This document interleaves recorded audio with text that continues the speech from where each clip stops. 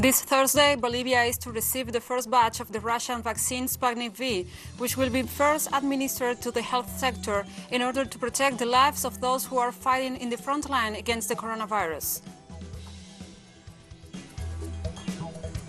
The World Health Organization has denounced that 75% of the vaccines produced to immunize against COVID-19 are concentrated in only 10 countries.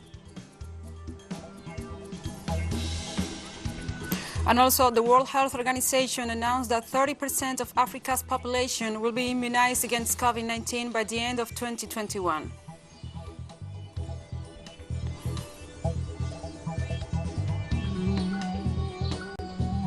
From the headquarters of TeleSUR English in Havana, Cuba, this is From the South. I'm Gladys Quesada. This Thursday, Bolivia is to receive the first batch of this Russian vaccine Sputnik V, which will be first administered to the health sector in order to protect the lives of those who are fighting in the front line against the coronavirus. The 20,000 doses of the Russian vaccine Sputnik V will be transported first to Argentina and then to Bolivia. The shipment is expected to arrive in Bolivia at around 8 p.m. local time. These first doses will be primarily administered to the health personnel. This batch of Sputnik V is part of the 5.2 million purchased by the government to vaccinate the population free of charge against COVID-19.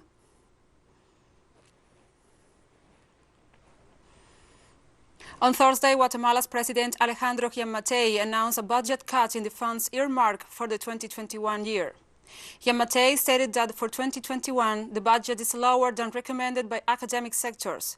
The budget has been harshly criticized after the Congress approved 99.7 billion quetzals last November. Under public pressure, the proposal was shelved. The president assured that this budget will be enough for the reconstruction of the areas affected by hurricanes Iota and Ida, the care of infant malnutrition, and the purchase of COVID-19 vaccines. Giammattei's approval rates have fallen after alleged corruption cases.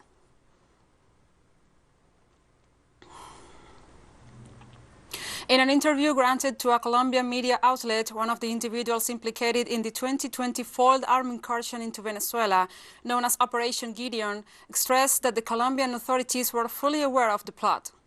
Yaxi Alejandra Álvarez Mirabal, currently imprisoned in Colombia, denounced that the Colombian intelligence service knew all the details of the plan to invade Venezuela and oust the Maduro government, and agents contacted her to arrange the preparations. Meanwhile, Colombian authorities accused Álvarez Mirabal of financing and supporting former General Clever Alcalá to command a coup against President Maduro. The Colombian government has not yet commented on the accusations, but Venezuelan authorities have revealed extensive details of the administration of Iván Duque's support for the stabilization in Venezuela.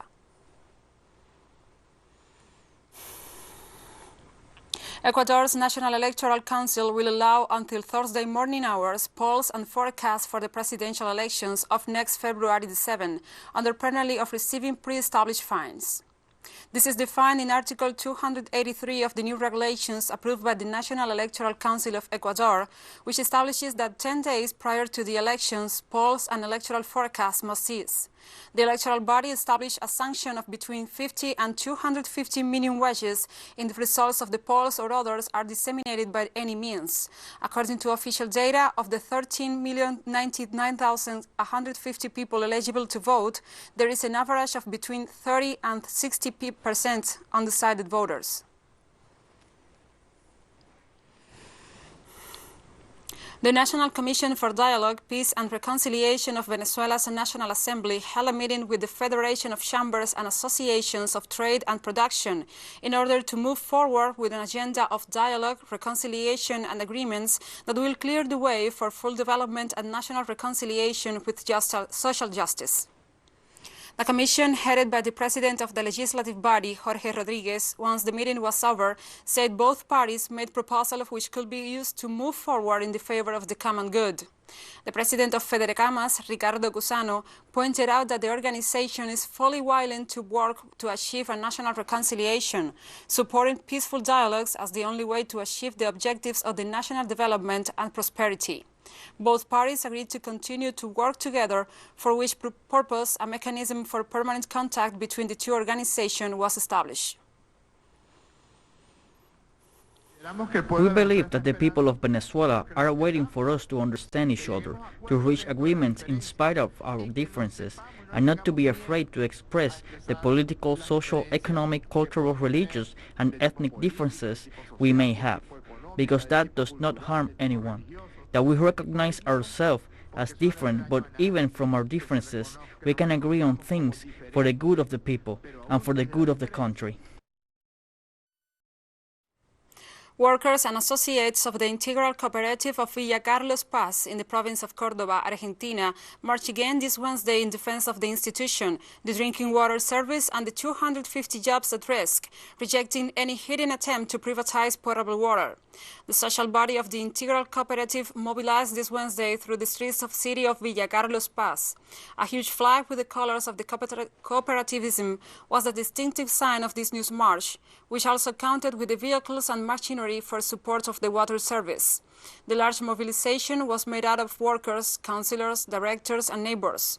The municipal government intends to dismantle an institution with more than 57 years of work and the elimination of at least 200 jobs under the excuse of municipalizing the service, a pretext used to then hand it to private hands. The conflict over water in the city of Villa Carlos Paz, province of Cordoba, of the Republic of Argentina, today had a new chapter.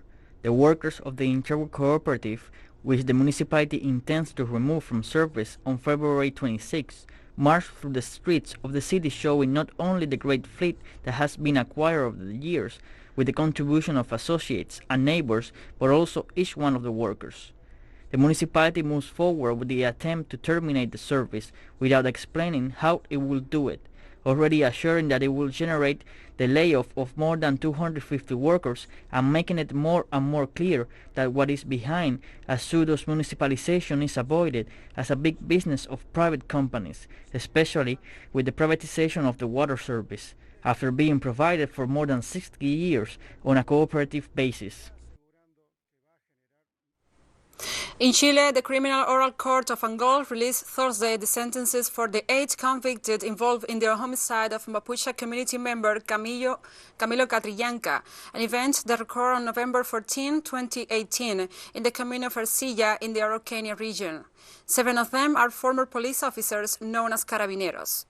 These sentences concludes an extensive trial, which was marked by postponements of hearings and restrictions due to the pandemic, which did not allow the presence of the public in this final stage. The main defendant, former Sergeant Carlos Roberto Alarcán Molina, who fired the shot that killed Catrillanca, was sentenced to 11 years in prison as the perpetrator of simple consummated homicide. He also received another 5 years as the perpetrator of frustrated simple homicide against a minor who was accompanying the fatal victim of the time of the events. In total, he was sentenced to 16 years in prison. Among others charged are former Sergeant Carlos Roberto Alarcón Molina as guilty of homicides, Raúl Ávila, also a member of the police force, who fired unjustified shots and obstructed the investigation. And we'll go now to a short break. Follow us in Twitter at TeleSUR English and Gladys TeleSUR.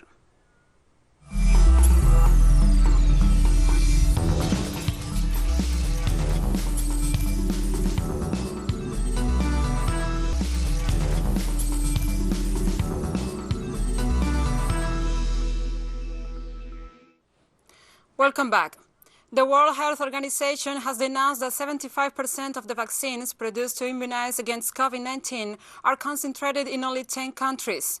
The Director General of the organization, Tedros Ghebreyesus, stressed that the vaccines are currently being administered in 50 mostly rich countries. The official also rejected the fact that most manufacturers give priority to regulatory approval in rich countries, instead of submitting the necessary dossiers to the WHO to prioritize the most affected countries, regardless of income. He also reminded countries that vaccination campaigns must be carried out in an equal and equitable manner.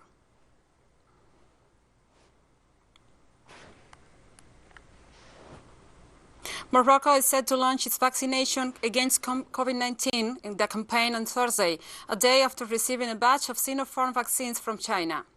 Large trucks could be seen transporting the jabs to a warehouse in Casablanca on Wednesday. Health workers, teachers, security personnel, people over the age of 75, and those who live in COVID-19 hotspots will be first in line to be immunized, according to authorities. Morocco has already received a batch of AstraZeneca doses and begun distributing them to its various regions. According to MAP, the state news agency, Morocco has bought enough doses to inoculate 33 million people, more than what's needed for its eligible population. As of Thursday, the country had recorded more than 468,000 COVID-19 cases and over 8,200 fatalities, according to Johns Hopkins University. Sri Lanka's President Gotabaya Rajapaksa on Thursday welcomed the first 500,000 doses of a COVID-19 vaccine from India. The Oxford AstraZeneca vaccine was manufactured by the Serum Institute of India. India has donated vaccines to 8 countries in the region, including Sri Lanka. Sri Lanka said 150,000 health workers and 115,000 selected military and police troops will be the first to be inoculated at 6 hospitals in Colombo and its suburbs. The nation's health ministry plans to expand the vaccination campaign to 4,000 hospitals and also health centers in other parts of the country next week. And Vietnam reported 82 new coronavirus cases on Thursday, hours after confirming the first 2 infections in nearly 2 months. Tens of the cases were detected in the northeastern Quang Ninh province after a man working at a Van Don International Airport tested positive for COVID-19. The other 72 cases came from an outbreak at an electronics company in the neighboring Hai Duong province, where a 34-year-old employee tested positive after her colleague was found carrying the virus from Japan several days earlier. The country's health ministry said over 3,000 people in the area will be tested. Prime Minister Nguyen Xuan called for an urgent meeting Thursday morning to discuss action to contain the outbreak.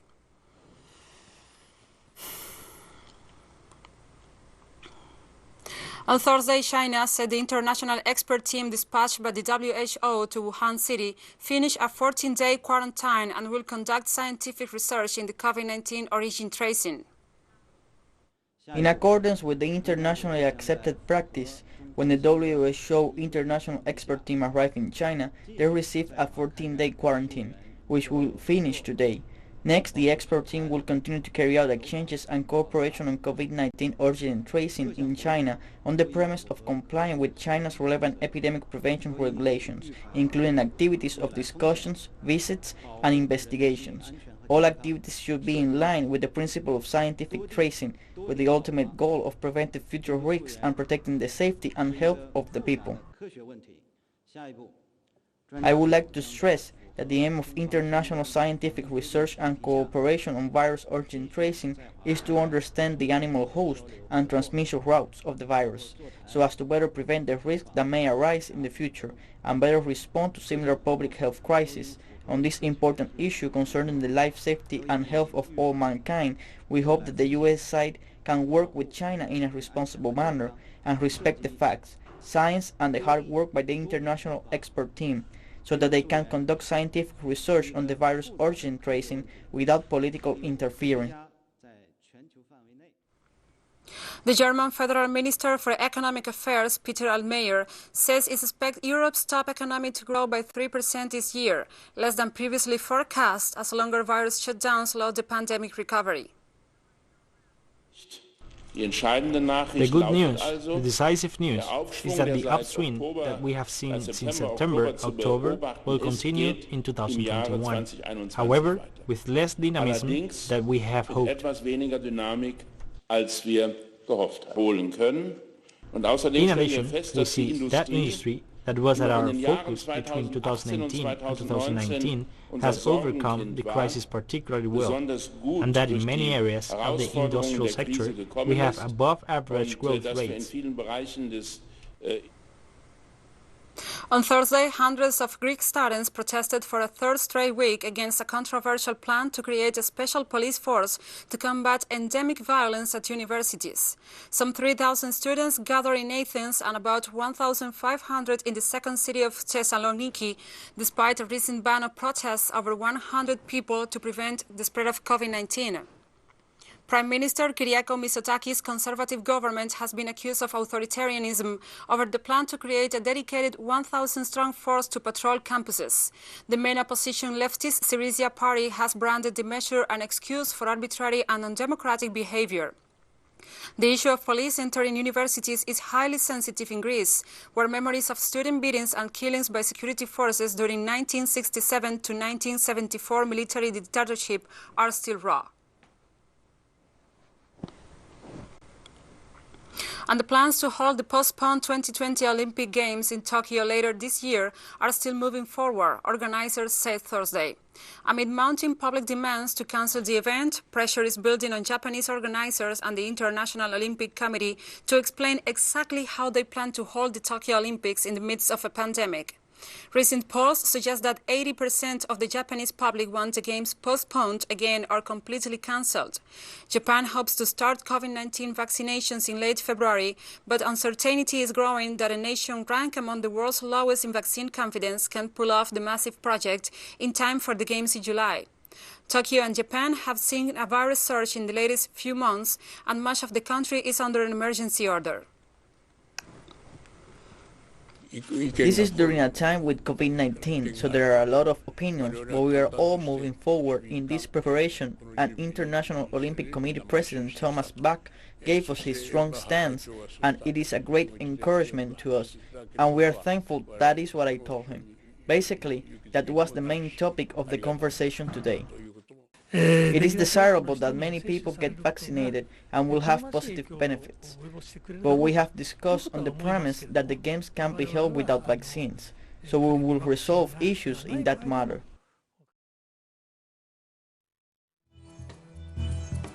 And we have more news coming up after a final short break, so stay with us.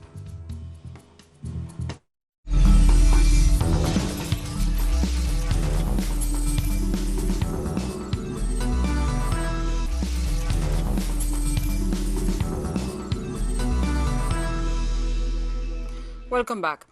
The World Health Organization announced in an online press conference that Africa can expect to see at least 30% of its population immunized against COVID-19 by the end of 2021. The objective is to reach 20% at least, to cover 20% of the population by the end of the year. And I might say that with the latest development within the COVAX facility, there is a very, very good prospect that this objective to supply up to 600 million doses by the end of 2021 will definitely be reached. So realistically, we could expect around another 10, 15 or 20%, 10 to 15% that could be covered. So globally, reaching 30, 35% could be a realistic assumption by the end of 2021. I think we all agree that the current situation of supply chain have not facilitated things on the region. But with the latest announcement that was made through the COVAX facility, we are really hoping that the first dose is going to be set to roll out in Africa, probably by mid next month. And by March, we will definitely see most of the countries starting vaccinating. And Sadir Japarov was sworn in as the new president of Kyrgyzstan on Thursday. His inauguration took place at the Kyrgyz National Philharmonic Palace in Bishkek. Japarov won the presidency with 79% of the vote in January's election. Kyrgyzstan's new sworn-in president vowed to serve his country and to protect the unity and integrity of his people.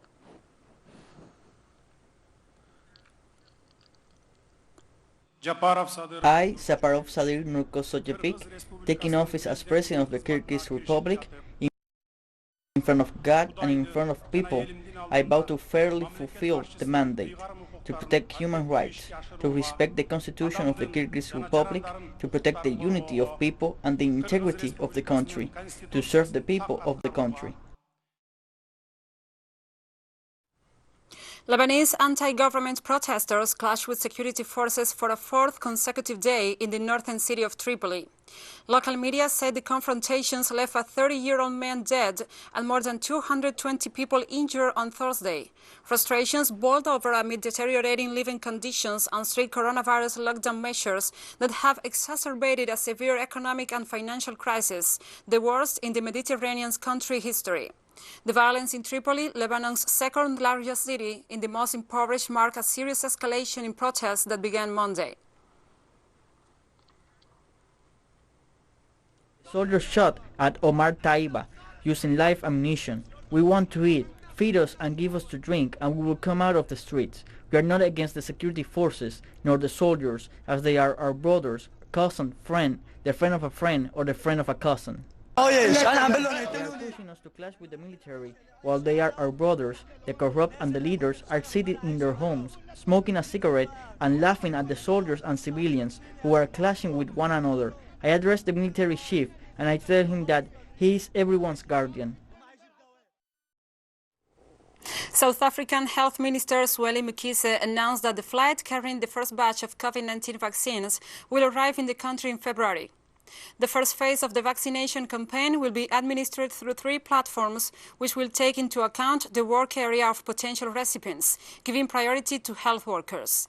In turn, health authorities explained that the shots will be administered in special mobile clinics and hospital centers selected for this purpose. It is estimated that the first phase will see the vaccination of 1.25 million healthcare workers.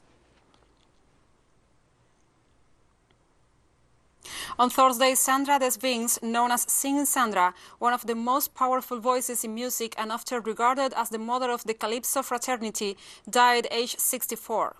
News of her death broke just before 7 a.m. local time, but an official cause has yet to be revealed. Known for the songs like Voices from the Ghetto, Sandra inspired many with her presence and performances. Singing Sandra won the Calypso Monarch competition twice, in 1999 and 2003. As one of the pioneers in the Calypso industry, Singing Sandra's trajectory empowered many listeners, especially women. A woman entreat me, Sandra, sing another ditty, like your sang Dignity, 14 years or so. How them man does treat we, molest, kick and beat we, like Good Friday Boboli, we knew long ago. Well, look, I stop the sister until she halts right there. Though often the victim, sometimes we are fall. I could sing them. She's a hoe. What women really doing to themselves? And like this, we have come to the end of this news brief. But remember, you can find this and many other stories on our website at telesurenglish.net. And also, if you feel so inclined, please join us on social media, Facebook, Twitter, Instagram, and Telegram. For TeleSUR English, I'm Gladys Quesada. Thank you for watching.